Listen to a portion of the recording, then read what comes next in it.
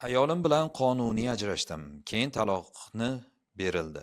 Oradan 2 yil o'tdi. Qayta nikohimga olsam bo'ladimi? Taloqdan keyin qayta nikohlansa bo'ladi deb eshitganman, shu to'g'rimi? Bismillah, alhamdulillah, vassalatu vassalamu ala rasulillah. Albatta bu yerda taloqlar soni 3 taga yetmagan bo'lsa, bu kishi oilasini oradan 2 yil o'tganmi, 3 yil o'tganmi, qayta nikohlab olishi mumkin, joiz. Hech qanday bu yerda monelik yo'q. Lekin taloqlar soni 3 taga yetgan bo'lsa, unda endi qaytarib ola olmaydi. Toki u ayol boshqa turmush qurmaguncha qaytarib ola olmaydi, lekin o'sha bir taloq qilib ajralib ketgan bo'lsa, ular qaytarib olishi mumkin. Qur'oni Karimda A'udhu billahi minash shaytonir rojim at-talaqu marratan deb keladi. Taloq 2 martadir.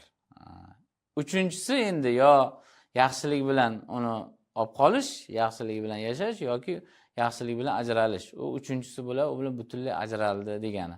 Keyingi oyatda fa in talaqaha deb boshlanadigan oyatda agar uni taloq qilsa endi toki boshqa turmushga chiqmaguncha unga halol bo'lmaydi deb bayon qilinadi. Shundan bilamizki, boshqa hamma fiqh kitoblarimizda ham talaqul hurrati salasun deb keladi. Hur ayolni taloqi 3 martadir, uni iddasi 3 hayzdir degan hamma mo'tabar kitoblarimizda bor. Shunga asosan aytamizki, bir marta, 2 marta taloq qilingan holda ajralib ketgan oilalar yana yarashishi mumkin.